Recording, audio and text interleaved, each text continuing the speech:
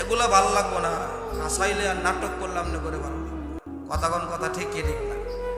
যেই বক্তা নাচাবো আর হাসাবো এই বক্তার ওয়াজ শুনতে ভালো লাগে। আমি হাসাইতে পারি না, আমি হাসাইতে পারি না, কারণ আল্লাহওয়ালা বুজুর্গ ব্যক্তিদের সহবতে থাকি তো, এই জন্য নাট্য মঞ্চের ওয়াজ শিখি নাই। আল্লাহওয়ালা বুজুর্গদের সহবতে যারা যায় এবং যারা থাকে তারা দিলের ভিতরে ব্যথা লইয়া দরদ লইয়া মানুষের কাছে কথা কয়। কথা ঠিক ঠিক না, বুঝেন নাই?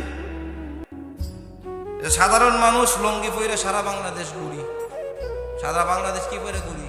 লঙ্গি পইরা ঘুরি, বাপভঙ্গি নাই, কিচ্ছু নাই।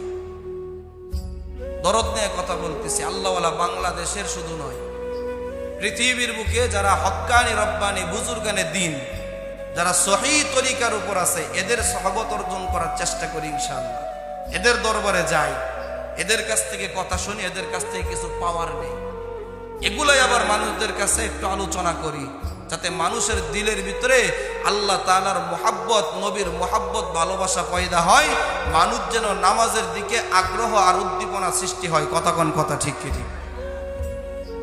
হযরতে মুনশাত রহমতুল্লাহি আলাইহি, আপনার মতো আমার মতো রক্ত মাংসওয়ালা মানুষ, আপনার আমি কোরআন তেলাওয়াত করি, কিন্তু কোরআনের ভিতরে জান্নাতের নিয়ামত বাসে না।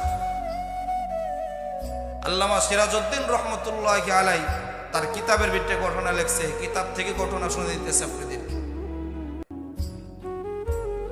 হযরতে মুনশাত রহমতুল্লাহি আলাইহি বিছানায় পড়ে আছে, সাজদা দিতে পারে না।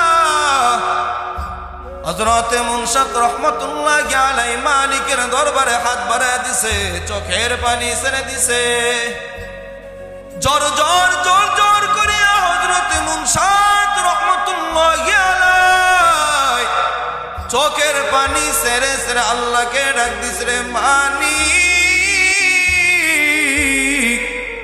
ওরে আমার মালিক, আজকে কতটা দিন হয়ে গেল আল্লাহ, ইশারায় নামাজ পড়ি আল্লাহ, মজা লাগে না। আমার কপালটা লাগায়া আল্লাহ তোমার কুদরতি কদমের ভিতরে সাজদা দিব রে মালিক, আল্লাহ তুমি আমাকে তৌফিক দিয়ে দাও। কিন্তু হযরতে মুনশাত রহমতুল্লাহি আলাইহি আল্লাহ তাআলার কাছে দোয়া করে। হযরতে মুনশাদের যতই দিন যায় ততই শরীরটা দুর্বল হতে শুরু করছে।